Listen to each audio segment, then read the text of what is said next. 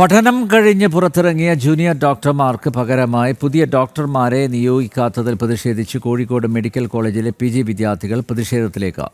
200-ലേറെ ഡോക്ടർമാരുടെ ഒഴിവുകളാണ് നിലവിലുള്ളത്. ജോലിഭാരം വർദ്ധിച്ചതിനാൽ പഠനമടക്കമുള്ള അക്കാദമിക് പ്രവർത്തനങ്ങൾ അവതാളത്തിലാവുന്നതായി ആരോപിച്ച പ്രതിഷേധ മാർച്ച് നടത്തി.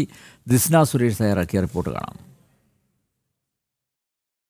കോഴിക്കോട് മെഡിക്കൽ കോളേജിലാണ് PG ഡോക്ടർമാർ ഇത്തരത്തിലൊരു സമരത്തിന് തുടക്കം കുറിച്ചിരിക്കുന്നത്. കാത്തിരിപ്പ് മതി, ഇനി പോരാട്ടം എന്ന ഫ്ലെക്സ് ഉയർത്തിക്കാട്ടിയാണ് അവർ ഇത്തരത്തിലൊരു സമരത്തിന് മുന്നിട്ടിറങ്ങിയിരിക്കുന്നത്. ഇതിൽ പ്രധാനമായും എടുത്തു പറയേണ്ടത് ഈ കഴിഞ്ഞ മാസം അവസാനമായി 239-ലധികം PG ഡോക്ടർമാർ ഇവിടെ നിന്ന് പഠനം കഴിഞ്ഞു പോയി.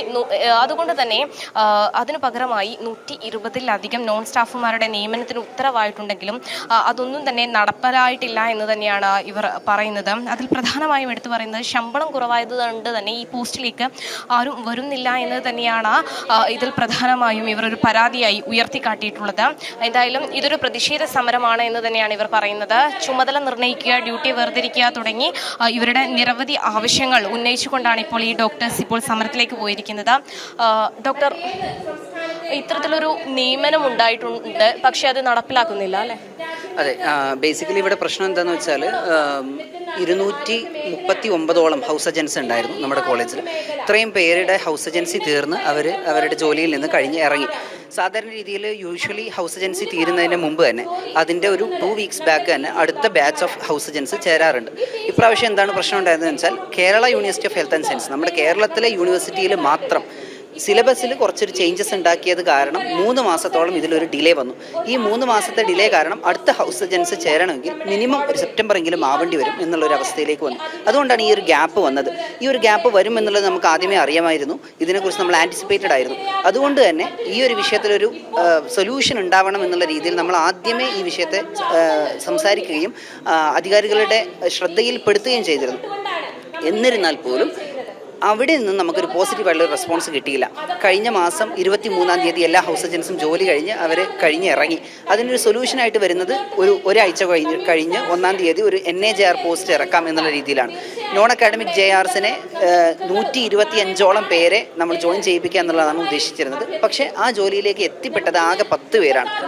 ആവശ്യങ്ങൾ എന്തൊക്കെയാണ്? ബേസിക്കലി സ്പീക്കിംഗ്, ഏതൊരു ഡോക്ടർക്കും ഹൗസ് ഏജൻസി പീരീഡ് എന്ന് പറയുന്നത് ഒരു ട്രെയിനിങ് പീരീഡാണ്. ആ സമയത്ത് അവർക്ക് കിട്ടുന്ന ശമ്പളം എന്ന് പറയുന്നത് അവരുടെ ട്രെയിനിങ് പീരീഡിൻ്റെ ഭാഗമായിട്ടുള്ള ശമ്പളം എന്നുള്ള രീതിയിൽ കണക്കാക്കാം. അതൊരു 28,000 റുപ്പീസാണ്. അത് ഓക്കെയാണ്. പക്ഷേ അവരത് കഴിഞ്ഞിറങ്ങുന്ന സമയത്ത് അവർ പ്രൈവറ്റ് സെക്ടറിലേക്ക് പോവുകയാണ്, അല്ലെങ്കിൽ പുറത്ത് വർക്ക് ചെയ്യുകയാണെങ്കിൽ അവർക്ക് കിട്ടുന്ന ഒരു മിനിമം പേ ഉണ്ട്. ആ പേയുടെ അടുത്ത് പോലും ഇവർക്ക് ഒരു പേ സ്കെയിൽ കൊടുക്കുന്നില്ല എന്നുള്ളതാണ് ഏറ്റവും വലിയ പ്രശ്നം. 45,000 റുപ്പീസാണ് അവർക്ക് കൊടുക്കാമെന്ന് പറയുന്ന പേ. ആ പേയിൽ തന്നെ അവർ എന്തൊക്കെ ജോലികൾ ചെയ്യണം എന്നതിനെ കുറിച്ച് വ്യക്തമായി പറഞ്ഞിട്ടില്ല. കാരണം യൂഷ്വലി ഇവിടുത്തെ ഹൗസ് ഏജൻസി ചെയ്തു വന്നിരുന്ന ജോലികളുണ്ട്. നമ്മുടെ കോളേജിൽ ഹൗസ് ഏജൻസി ചെയ്തിരുന്ന കുറേ നഴ്സിംഗ് അസിസ്റ്റൻസ് അല്ലെങ്കിൽ നഴ്സിംഗ് സ്റ്റാഫ് ചെയ്യേണ്ട കുറേ ജോലികൾ നമ്മുടെ കോളേജിൽ ചെയ്യുന്നുണ്ട്. നേരെ മറിച്ച് NAJR ആയിട്ട് വരുന്ന സമയത്ത് അവർ പുതിയൊരു ജോലിക്കാണ് വരുന്നത്. അപ്പോൾ ആ ജോലികൾ ചെയ്യാൻ അവർക്ക് വിമുഖത ഉണ്ടാവും. അപ്പോൾ അതിനെ നമ്മൾ മനസ്സിലാക്കിയിട്ട് അത് സിസ്റ്റർമാർക്ക് തന്നെ അലോട്ട് ചെയ്ത് കൊടുക്കുകയും ഇവർക്ക് എന്തൊക്കെ ജോലികളാണ് ചെയ്യേണ്ടി വരിക എന്നുള്ളത് കറക്റ്റായിട്ട് പറഞ്ഞു കൊടുക്കുകയും അവരാവശ്യപ്പെടുന്ന 54,000 എന്ന് പറയുന്ന ഒരു ശമ്പളം കൊടുക്കുകയും ചെയ്യുകയാണെങ്കിൽ ഈ പ്രശ്നത്തിന് സൊല്യൂഷനാകും. 235 ആളുകൾക്ക് അല്ലെങ്കിൽ 250ഓളം ആളുകൾക്ക് 28,000 രൂപ വെച്ച് ശമ്പളം കൊടുക്കേണ്ട ഒരു ഗവൺമെൻറ്റാണ് ഇപ്പോൾ. അതിൻ്റെ പകുതി വെച്ചിട്ട് തന്നെ ഫൈനാൻസ് കൊടുക്കുകയാണെങ്കിൽ ഇവർക്കൊരു 54,000 കൊടുക്കാൻ പറ്റും. ആ ഒരു സൊല്യൂഷൻ മാത്രമേ നമ്മൾ ആവശ്യപ്പെടുന്നുള്ളൂ. അതുണ്ടെങ്കിൽ ഈ പ്രശ്നം തീരും ഇവിടെ. തീർച്ചയായും ഇത്തരത്തിൽ ഈ PG ഡോക്ടേഴ്സ് പറയുന്ന പ്രശ്നങ്ങൾ, ചൂണ്ടിക്കാട്ടുന്ന പ്രശ്നങ്ങൾ ഇതൊക്കെ തന്നെയാണ്. ഇത്തരത്തിൽ നിയമന ഉത്തരവായിട്ടുണ്ട്, പക്ഷേ അതിലേക്ക് ആരും തന്നെ വരുന്നില്ല. അതുകൊണ്ട് തന്നെ ഈ PG ഡോക്ടേഴ്സിന് വലിയ രീതിയിലുള്ള അമിതമായ ഭാരം ഉണ്ടാവുന്നു എന്ന് തന്നെയാണ്. ഈ പ്രശ്നത്തിന് അടിയന്തരമായ പരിഹാരം കണ്ടില്ലെങ്കിൽ തുടർച്ചയായി ഇത്തരത്തിൽ പ്രതിഷേധവുമായി മുന്നോട്ട് പോകുമെന്ന് തന്നെയാണ് ഈ PG ഡോക്ടേഴ്സ് പറയുന്നത്. ക്യാമറമാൻ ശശികുമാർ പടന്നക്കാടിനോടൊപ്പം ദിസ്ന സുരേഷ്, ജനം, കോഴിക്കോട്.